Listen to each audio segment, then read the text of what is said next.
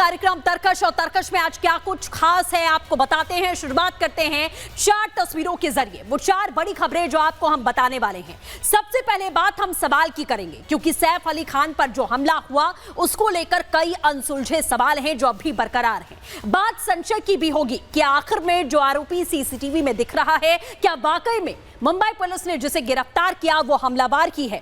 इसी के साथ बात महाकुंभ में योगी की साधना की करेंगे, लेकिन योगी की साधना से अखिलेश यादव को क्यों दिक्कत हो रही है, सपा क्यों आखिरकार सवाल खड़े कर रही है बताएंगे। और सबसे आखिर में बात हम तानाशाही की करेंगे क्योंकि शाहबाज सरकार अब तानाशाही पर उतारू है। लेकिन सबसे पहले बात हम सैफ अली खान की कर लेते हैं। सैफ अली खान पर हुए हमले ने सभी को चौंका दिया। लीलावती अस्पताल के डॉक्टर्स ने बताया कि कैसे सैफ एक रियल लाइफ हीरो की तरह खून से लथपथ हालात में अस्पताल पहुंच जाते हैं रात के वक्त में, और 6 घंटे की लंबी सर्जरी के बाद महज 5 दिन बाद सैफ अली खान हीरो की तरह ही अपने घर वापस पहुंचते हैं। तो सवाल उठे कि क्या वाकई में ऐसा कोई चमत्कारी इलाज लीलावती अस्पताल में है कि इतनी गहरी चोट पर इतनी जल्दी मरहम भी लग गया। देखिए इस रिपोर्ट में।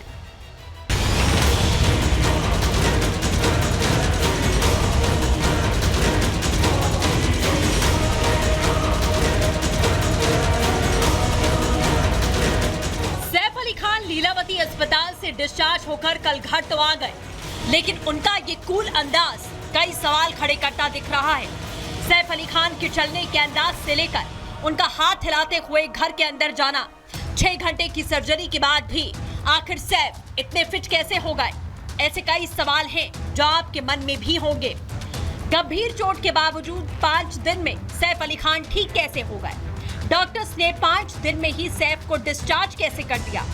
चाकू का गहरा घाव 5 दिन में कैसे ठीक हुआ? रीढ़ की हड्डी की चोट 5 दिन में क्या ठीक हो सकती है? 2.5 इंच का गहरा घाव क्या 5 दिन में भर गया?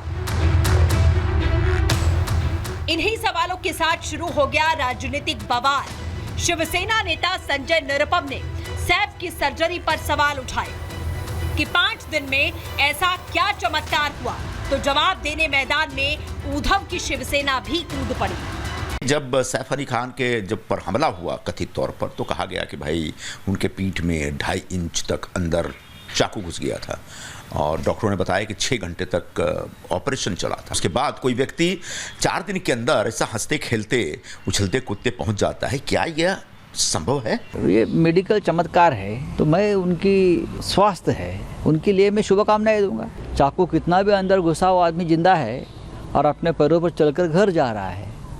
ये हमारी लीलावती अस्पताल के डॉक्टरों की एक चमत्कार किया वो लोगों ने, ऐसा लगता है मुझे। कोई व्यक्ति कॉलेज के दिनों से ही फिट है, नियमित व्यायाम करता है, जिम करता है, टहलता है, अपने खान पान का ध्यान रखता है, तो ऐसे व्यक्ति को फिट होने से कोई रोक नहीं सकता। सैफ अली खान पर जिस दिन हमला हुआ था बताया गया कि वो लहूलुहान हालात में थे। सैफ ऑटो से लीलावती अस्पताल गए, उनके साथ कोई और मौजूद नहीं था बल्कि उनका 7 साल का बेटा मौजूद था। सैफ ने खुद ही स्ट्रेचर लाने के लिए भी कहा था। उसके बाद अस्पताल के डॉक्टरों ने उन्हें वीर बहादुर का खिताब दे दिया। सैफ अली साहब का जब हॉस्पिटल आए थे तो मैं वो डॉक्टर था जो उनको फर्स्ट आवर में मिला हूँ। पूरा उनका उसमें ब्लड था, but he walked in like a lion and only with his small child, that is 6-7 साल का उनका जो लड़का है, तैमूर है शायद उसका नाम, हाँ, उसके साथ वो वॉकिंग किए हैं with so much of this. He is a real hero that way. Saif के शरीर से सर्जरी के बाद चाकू का 2.5 इंच का हिस्सा निकाला गया। अगर ये सच है तो सैफ 7 साल के बच्चे के साथ खुद कैसे अस्पताल चले गए? और अगर उनकी हालत खराब थी तो महज 5 दिन में सैफ इतने फिट एंड फाइन कैसे हो गए? तो कई सवाल हैं जो एक आम व्यक्ति के मन में जरूर उठ रहे होंगे कि आखिरकार सैफ अगर अस्पताल गए, अस्पताल जाते समय का सीसीटीवी फुटेज कहां है? सैफ अली खान का ऑटो में बैठते हुए घर के बाहर का फुटेज सामने क्यों नहीं आया? सवाल यह भी कि सैफ का अस्पताल पहुंचने के बाद का सीसीटीवी कहां है और सैफ के साथ अस्पताल आखिर कौन गया था? वो शख्स ऑटो में कौन था जो सैफ अली खान के साथ मौजूद था? पुरुष स्टाफ ने सैफ की मदद आखिरकार क्यों नहीं की? क्योंकि जानकारी मिली 3 से 4 लोग घर में मौजूद थे। सैफ अली खान के हाउस हेल्प का यह दावा था कि करीना घर पर ही मौजूद थी। तो सैफ पर अगर हमला हुआ तो करीना कपूर खान उनके साथ अस्पताल क्यों नहीं गई? आरोपी का सीसीटीवी 6ठे फ्लोर का है जो सामने आया है, ना कि 12वें फ्लोर का। तो सवाल यही कि 12वें फ्लोर का सीसीटीवी फुटेज कहां है? और 3 घंटे तक हमलावर सैफ के घर के गार्डन में छुपा था, यह भी जानकारी मिली है। सवाल यह भी कि आरोपी एक ही रास्ते क्या घर के अंदर बाहर दाखिल हुआ? क्या वो पाइप के रास्ते गया, क्या वो खिड़की के रास्ते गया या फिर दरवाजे के ही? ये सबसे बड़ा सवाल है। लेकिन अब उस ऑटो ड्राइवर का जिक्र करते हैं जिस ऑटो ड्राइवर के साथ में सैफ अली खान गए थे, क्योंकि अस्पताल बुलाकर सैफ अली खान ने ऑटो ड्राइवर से मुलाकात की। उसके बाद रिपब्लिक ने उससे बातचीत की है। क्या कुछ वो कह रहा है वो भी सुनिए। सैफ अली खान से बात हुई थी आपकी? जी हाँ, बोले बहुत बढ़िया काम किया, जो तुम मेरे को टाइम से बहुत जल्दी रिक्शा चलाए, आप फटाक से मुझे छोड़ दिए। सैफ अली खान की तबीयत बहुत ठीक ठाक थे, वो तो शेरों की तरह जैसे भी थे उस टाइम, जैसे उस टाइम जितना घाव लगा था बाकायदा अपने सुधर के गए थे और वैसे ही चल के आए। लोग सवाल उठा रहे हैं कि सैफ अली खान इतना जल्दी कैसे ठीक हो गया? वो तो डॉक्टर ही बता सकते हैं कि कितना समय लगता है इलाज करने में। अब जैसे भी है वो सब डॉक्टर ही कर सकते हैं सर। लेकिन एकदम पूरी तरह से फिट थे? हाँ जी, फिट तो थे ही। अब थोड़ा जैसे आप देख रहे हो, थोड़ा जख्म इधर का भी था और बाकी इधर उधर तो मैं नहीं देखा, बाकी बस थोड़ा भी है ऐसा कंधे में मेरे को ऐसा शाबाशी दिए, बस ये है कि बस दुआ है उनकी। तो ये ऐसे सवाल हैं जो आज हर इंसान के जहन में गूंज रहे हैं कि आखिर उस रात को हुआ क्या था। अब सवाल आरोपी को लेकर भी खड़े हैं। सीसीटीवी में दिख रहा आरोपी और गिरफ्त में आया शहजाद, कहीं से भी तस्वीरों में देखा जाए तो दोनों का कोई मेल नहीं है। पुलिस की थ्योरी पर भी कई सवाल हैं। आरोपी अगर चोर था, चोरी की मंशा से गया तो चोरी क्यों नहीं की? 12वें माले तक आरोपी कैसे गया? पाइप से, लिफ्ट से या मेन गेट से? हकीकत से पर्दा उठना अब भी बाकी है। देखिए इस रिपोर्ट में।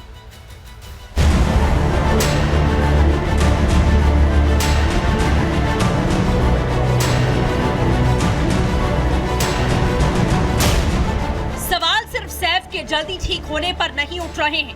मुंबई पुलिस की थ्योरी पर भी बड़ा सा प्रश्न चिन्ह लगा हुआ है। आरोपी के सैफ अली खान के घर में घुसने से लेकर बाहर निकलने तक की टाइमलाइन किसी फिल्म की स्क्रिप्ट से कम नहीं लग रही। और सबसे बड़ी पहेली तो ये 2 तस्वीरें हैं। पहली तस्वीर वारदात की रात की है। बताया गया कि सीढ़ियों से उतरता आरोपी ही हमलावर है।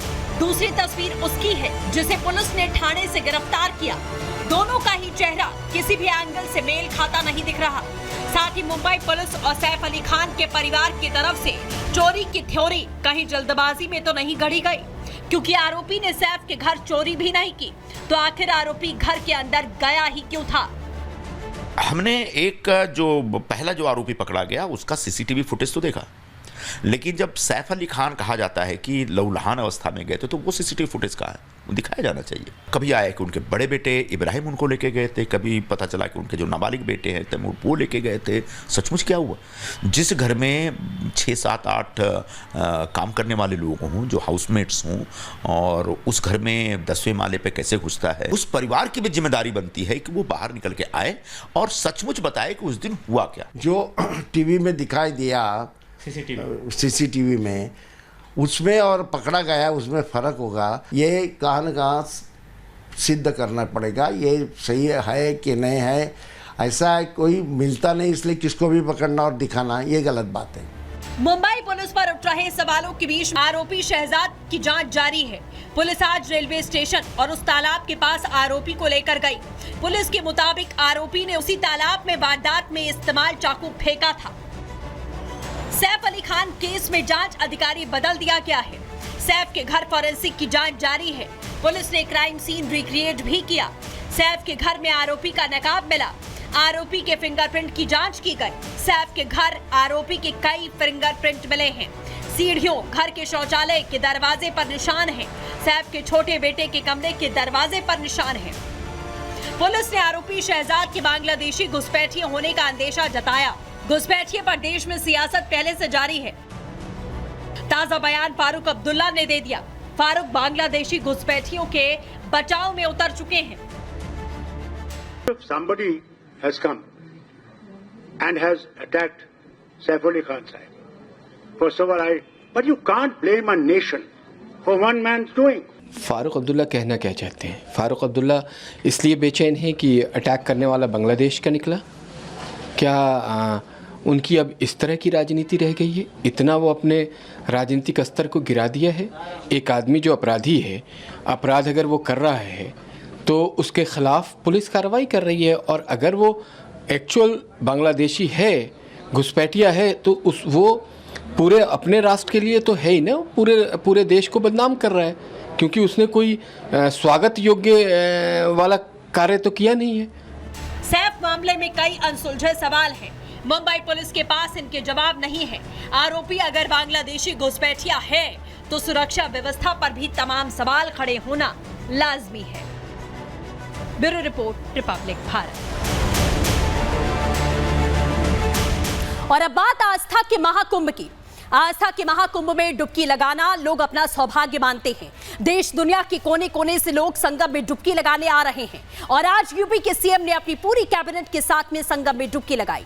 योगी का एक अलग अंदाज नजर आया, और इसी अंदाज पर सपा को मिर्ची लग गई। योगी कैबिनेट की डुबकी की तुलना सड़क पर बारिश में छेड़खानी करने वालों से कर दी गई। यूपी की पूरी कैबिनेट को छपरी बता रही है समाजवादी पार्टी।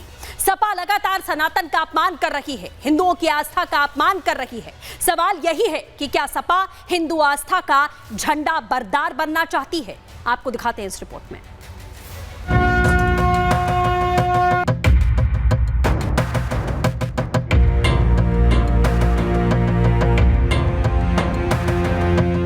पहले संगम की पावन धरती पर जन कल्याण के लिए बड़े फैसले, त्रिवेणी में आस्था की डुबकी। योगी आदित्यनाथ ने पूरी कैबिनेट के साथ महाकुंभ में पवित्र डुबकी लगाई, तो साथ ही यूपी के लिए विकास का पिटारा भी खोल दिया। हालांकि योगी कैबिनेट की डुबकी समाजवादी पार्टी को रास नहीं आई। सपा ने योगी कैबिनेट की डुबकी को सड़क छाप गुंडों से तुलना कर दी। समाजवादी पार्टी का ये विवादित पोस्ट बताता है कि खींच कितनी बड़ी है। पहली तस्वीर महिलाओं से छेड़खानी कर रहे युवकों की है। दूसरी तस्वीर में योगी आदित्यनाथ अपनी कैबिनेट के साथ मां गंगा की गोद में बाल रूप में खेल रहे हैं। समाजवादी पार्टी ने जो तुलना की वो शर्मनाक है, और सवाल उठ रहे हैं, क्या सपा का पोस्ट मां गंगा का अपमान नहीं है? सपा के पोस्ट से क्या सनातन का अपमान नहीं हो रहा? क्या ये महाकुंभ की पवित्रता से खिलवाड़ नहीं है? सपा क्या महाकुंभ पर तुष्टीकरण की राजनीति पर आमादा है? अखिलेश जी, राजनीति में मां गंगा का अपमान क्यों? मां गंगा की गोद में बच्चे पहुंचने के बाद मां मानते हैं और हालात के साथ, उत्साह के साथ अगर वहां स्नान कर रहे हैं तो ये समाजवादी पार्टी को नागवार गुजर रहा है। समाजवादी पार्टी ने कभी गंगा मैया को अपनी मां माना होता तो शायद वो इस तरह की बात न कहते, लेकिन समाजवादी पार्टी ने मजहबी तुष्टीकरण हमेशा करने का काम किया है। इसलिए आज उत्तर प्रदेश की योगी आदित्यनाथ सरकार का गंगा में स्नान करना, संगम में स्नान करना उनको नागवार गुजर रहा है। मठाधीश को माफिया बोलने का भी दुष्कर्म अखिलेश यादव जी ने किया था। अब उनकी पार्टी जो है गोरक्षनाथ पीठ के महंत को जिस शब्दावली से बोल रही है, ये दिखाता है कि न केवल साधु संतों का, महंतों का अपमान, हिंदू समाज का, हिंदू धर्म का अपमान, महाकुंभ का अपमान। कैबिनेट ही पॉलिटिकल है। कुंभ के स्थान पर कैबिनेट करना ये पॉलिटिकल है, और पॉलिटिकल संदेश देना चाहते हैं वो लोग। हम में से बहुत सारे लोग हैं जो गंगा स्नान कराए होंगे, उन्होंने तस्वीर भी नहीं डाली होगी, कहीं भी ना आपको बताया होगा। अखिलेश यादव यही नहीं रुके। चीज इतनी थी कि एक के बाद एक 2 पोस्ट करते चले गए। यही प्रार्थना है प्रभु से, जो भी संगम तट जाए उनके अंदर सौहार्द, प्रेम और करुणा उठ जाए। त्रिवेणी को करें प्रणाम और रखें नहान का मान। मिल्कीपुर सीट बीजेपी ना ले जाए। अखिलेश यादव कहीं इस बात की खींच तो नहीं निकाल रहे। और अगर महाकुंभ में योगी ने डुबकी लगाई तो इस पर शर्मनाक तुलना क्यों कर दी गई? योगी ने महाकुंभ से कैबिनेट की बैठक की तो इस पर राजनीति क्यों की गई? समाजवादी पार्टी को सनातन के बढ़ते मान से तुष्टीकरण वाली राजनीति फीकी पड़ती दिखाई दे रही है। शायद तकलीफ इसी बात की है। Bureau report, Republic Bharat.